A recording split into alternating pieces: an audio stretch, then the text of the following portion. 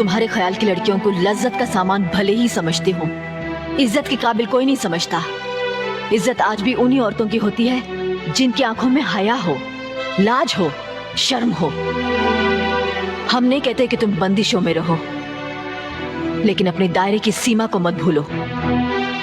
लड़की जब अपने माँ बाप के घर होती है तब उसके कांधों पर अपने ही घर की इज्जत का बोझ होता है, लेकिन जब वो बहू बनकर ससुराल जाती है तब उसके कांधों पर एक नहीं 2 परिवारों की इज्जत का बोझ होता है। आज जिस तरह तुमने नकुल को तमाचा मारा, अगर उसी तरह उसका भी हाथ उठ जाता तो तुम्हारी क्या इज्जत रह जाती? कभी सोचा तुमने? क्या बात है?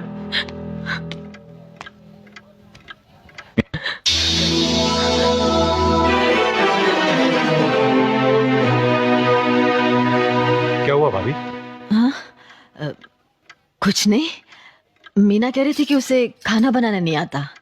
हमने सोचा कि 2-4 खरी खोटी सुनाने से ही सीखेगी, सो सुना दिया। बस रोने लगी।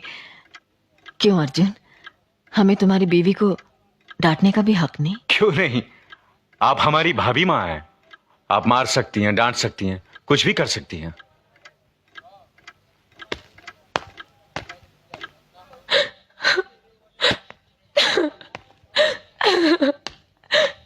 मैंने भूल की जो मैं लोगों के बीच आ गई।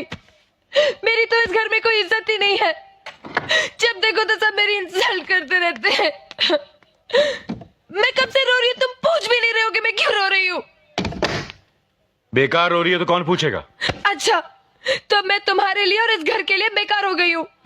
अरे बेकार तो तुम हो गए अपने परिवार के बीच में रहकर। मैं कब से बोले जा रही हूँ और तुम हो के सुन ही नहीं रहे हो।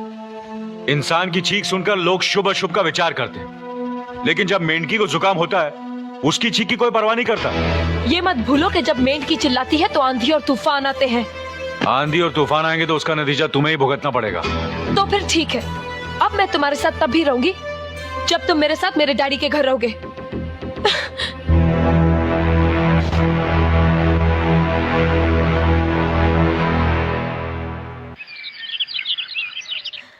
हमारी मीना बहुत प्यारी बच्ची है, लेकिन उसमें अभी भी बचपना है। हमारे तौर तरीकों को नहीं जानती है ना, लेकिन आहिस्ता आहिस्ता हम उसे सब सिखा देंगे।